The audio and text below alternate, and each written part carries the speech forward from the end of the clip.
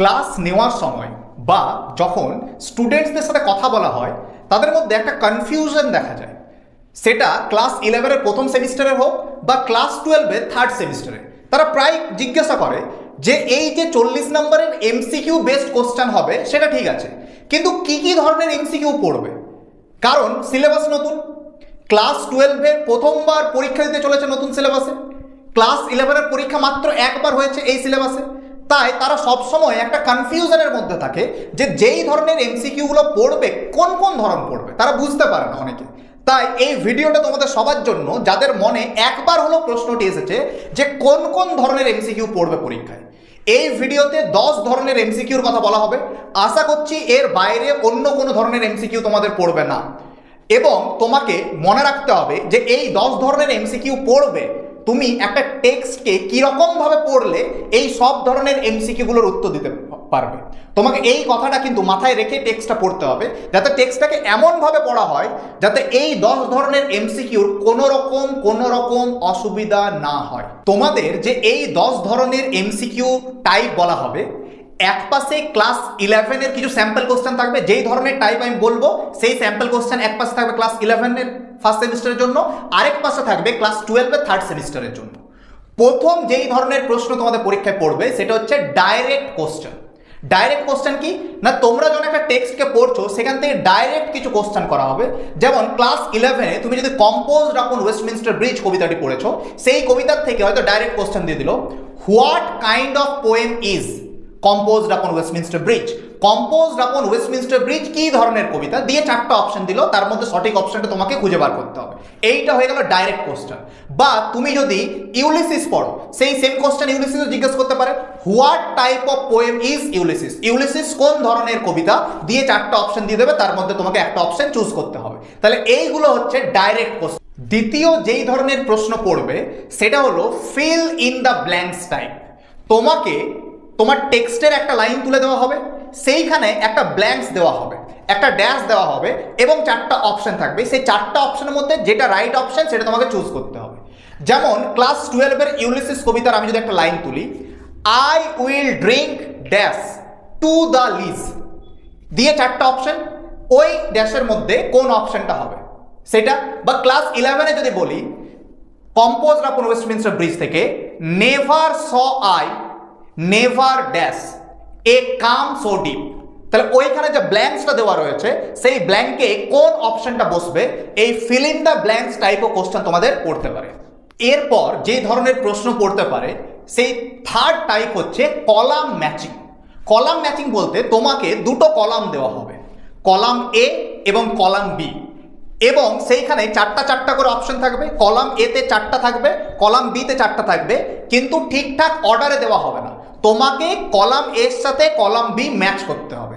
যেমন তোমাকে যদি আমি একটা উদাহরণ দিই, এপিজে আব্দুল কালামের স্ট্রং রুটস, যেটা হলো ক্লাস 12-এর থার্ড সেমিস্টার সিলেবাসে রয়েছে, সেইখানের কোশ্চেনটা দেখো তোমরা স্ক্রিনের মধ্যে উঠবে। সেই কোশ্চেনটা তুমি দেখো কলাম এর মধ্যে কিছু লেখা আছে, কলাম বি এর মধ্যে কিছু লেখা আছে। কলাম এতে কি লেখা আছে, Kalam's house, Shiva temple, coconut grove, old মক্স। কলাম বিতে কি লেখা আছে, in the locality, about 4 miles from Kalam's house, mosque street, 10 minutes walk from Kalam's house. Column A এবং কলাম বি যেটা তোমার ঠিক অপশন হবে সেটা তোমাকে চুজ করতে হবে। শেষে 4টা অপশন থাকবে, সেই অপশনটা তোমাকে দেখে সঠিক উত্তরটি বেছে নিতে হবে। কলাম ম্যাচিং মানে একটা কলামের সাথে আরেকটা কলাম তোমাকে ম্যাচ করতে হবে। যে কোশ্চেনটি তোমাদের পড়তে পারে সেটি হলো অ্যাজারশন রিজন টাইপ। অ্যাজারশন এবং রিজন, অ্যাজারশনে কিছু একটা স্টেটমেন্ট দেওয়া হবে, একটা বিবৃতি দেওয়া হবে, রিজনে আরেকটা কথা বলা হবে। এরপর অ্যাজারশনটাকে তোমাকে ভালোভাবে বুঝতে হবে কি বলা হয়েছে, রিজনটাকে ভালোভাবে বুঝতে হবে কি বলা হয়েছে। তারপরে 4টা অপশন তোমাকে চেক করতে হবে, যে অপশনগুলো দেওয়া থাকবে, এবং সেই অপশনগুলোর মধ্যে যেটা সঠিক হবে সেটা তোমাকে উত্তরটি দাগ দিতে হবে। যেমন যদি তোমাকে একটা উদাহরণ দিই অ্যাজারশন এবং রিজন টাইপ অফ কোশ্চেনের, দেখো স্ক্রিনের মধ্যে তোমার কোশ্চেনটা উঠছে। কোশ্চেনটি আবার স্ট্রং রুটসের কোশ্চেন ক্লাস 12-এর।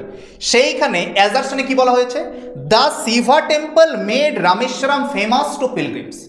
রামেশ্বরমের শিব মন্দির রামেশ্বরমকে ফেমাস করেছে তীর্থযাত্রীদের কাছে।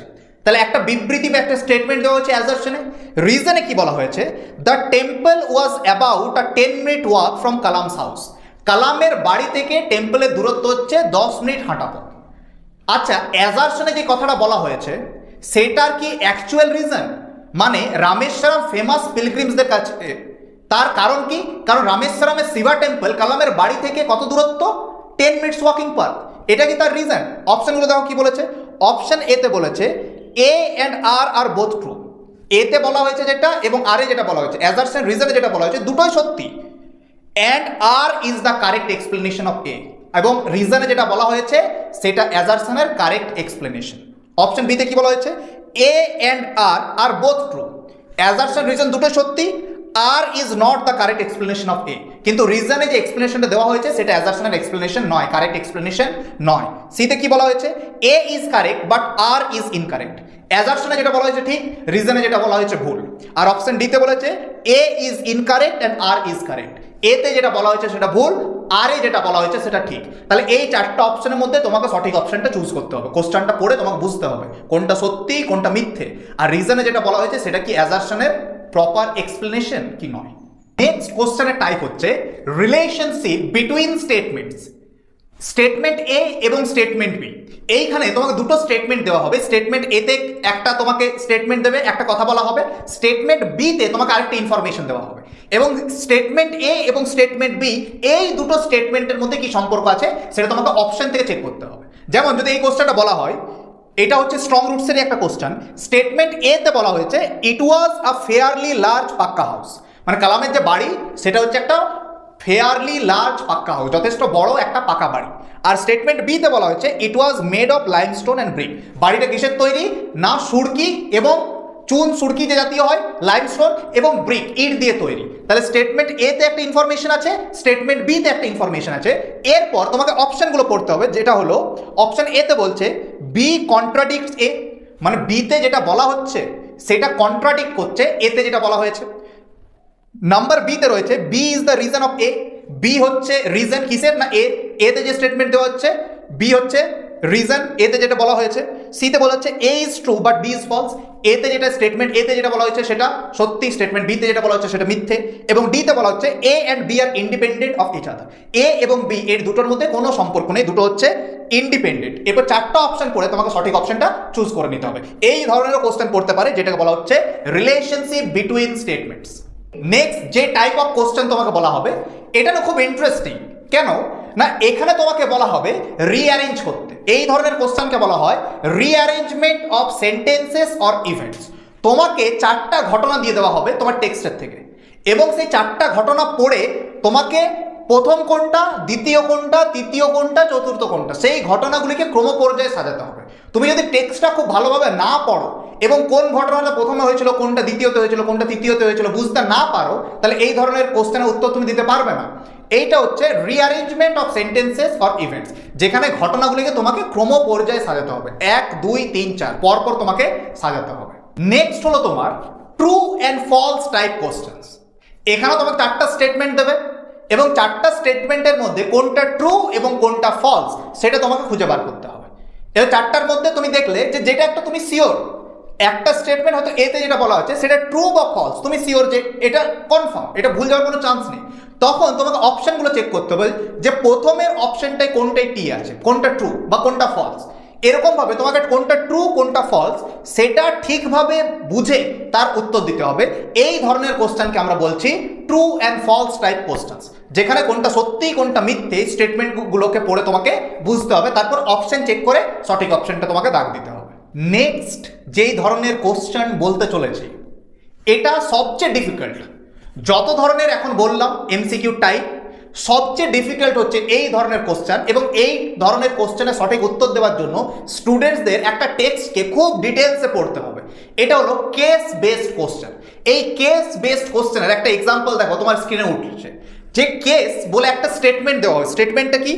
Adversity always presents opportunities for introspection.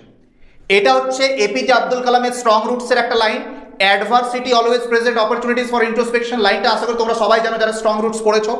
সেইখানে একটি প্রশ্ন রয়েছে, what does Kalam's father observe on the relationship between adversity and introspection. Adversity এবং ইন্ট্রোস্পেকশন এই দুটোর মধ্যে কি সম্পর্ক লক্ষ্য করেছেন কালামের বাবা। এটা হচ্ছে কেস। এরপর যে চারটা অপশন রয়েছে সেই চারটা অপশন পড়ে তোমাকে বুঝতে হবে যে কোনটা সঠিক উত্তর এর। এই ধরনের কোশ্চেনের জন্য খুব ভালোভাবে কিন্তু টেক্সটে পড়তে হবে। আর বেশিরভাগ স্টুডেন্টসদের ভুল হয় এই কেস বেসড কোশ্চেন, এবং এটাই সবচেয়ে জটিল ধরনের কোশ্চেন। তাই এই কেস বেসড কোশ্চেন যখন পাবে একটু সময় নিয়ে পরীক্ষার হলে পড়বে, কারণ এই ধরনের কোশ্চেনটা সবচেয়ে বেশি ডিফিকাল্ট হয়। নেক্সট যেই ধরনের কোশ্চেন তোমাদের পড়তে পারে সেটা হলো diagram based question. Diagram based question বলতে তোমাকে কোশ্চেন দেওয়া হবে অনেকগুলো ডায়াগ্রামের মধ্যে, হয়তো 3-4টে বক্স করে 3-4টে ইনফরমেশন দিল, শেষের বক্সটা খালি রেখে দিল। তোমাকে ওই 3টে ইনফরমেশন পড়ে বুঝতে হবে 4 নম্বর ইনফরমেশনটা কি হবে। বা সার্কেলের মধ্যে তোমার 2-3টি ইনফরমেশন দিল, দিয়ে তোমাকে অপশন থাকবে, সেইখানে হয়তো পরের সার্কেলটা ফাঁকা রইল, সেইখান থেকে তোমাকে বুঝতে হবে যে এর উত্তরটা কি হবে। বিভিন্ন ডায়াগ্রাম দিয়ে, কোনো বক্সের মধ্যে, কোনো সার্কেলের মধ্যে, এরকম বিভিন্ন ডায়াগ্রাম দিয়ে তোমাকে প্রশ্ন করবে, যেই প্রশ্নে তোমাকে সঠিক উত্তর দিতে হবে। এই ধরনেরও প্রশ্ন দিতে পারে, যেটা হচ্ছে ডায়াগ্রাম বেসড কোশ্চেন। এর আগে অলরেডি আমরা অ্যাজার্স এন্ড রিজন টাইপ অফ কোশ্চেনের কথা বললাম। এই অ্যাজার্স এন্ড রিজন এই ধরনেরই আরেক ধরনের কোশ্চেন দিতে পারে, সেটা হচ্ছে স্টেটমেন্ট রিজন। সেখানে স্টেটমেন্টে একটা কথা বলা থাকবে, রিজনে আরেকটা কথা বলা থাকবে, দুটো পড়ে তোমাকে বুঝতে হবে যে কোন অপশনটা ঠিক, এবং 4টি অপশন থাকবে। স্টেটমেন্টে একটা কথা বলা আছে, রিজনে একটা কথা বলা আছে, এরপর 4টি তোমাকে অপশন দেওয়া রয়েছে। এই 4টি অপশন পড়ে তোমাকে ঠিক করতে হবে যে কোন অপশনটা ঠিক। যেমন তোমার স্ক্রিনের মধ্যে যে কোশ্চেনটা উঠছে, পড়ো কোশ্চেনটা কি হচ্ছে। স্টেটমেন্টে বলা হয়েছে father fail to convey complex spiritual concepts in very simple down to earth Tamil. এটা বলা হচ্ছে স্টেটমেন্টে। রিজনে কি বলা হচ্ছে, Kalam's father could not understand the attitude of people. এরপরে স্টেটমেন্ট এবং রিজন দুটোর মধ্যে কোনটা ঠিক কোনটা ভুল। এতে কি বলা হচ্ছে, both statement and reason are true. Statement এবং রিজন দুটোইতে যা বলা হচ্ছে দুটোই সত্যি। Both statement and reason are false, দুটোই মিথ্যে। Statement is true, reason is false, আর reason is true, statement is false. তাহলে তোমাকে ওই দুটো পড়ে বুঝতে হবে কোন অপশনটা ঠিক। এই 10 ধরনের প্রশ্ন তোমাকে পরীক্ষায় দিতে পারে। আশা করি এর বাইরে অন্য কোনো ধরনের প্রশ্ন এমসিকিউ তোমাদের পরীক্ষায় দেবে না। তুমি যদি একটা টেক্সটকে খুব ভালোভাবে পড়ো, যাতে এই 10 ধরনের প্রশ্নের উত্তর তুমি দিতে পারো, then you are good to go.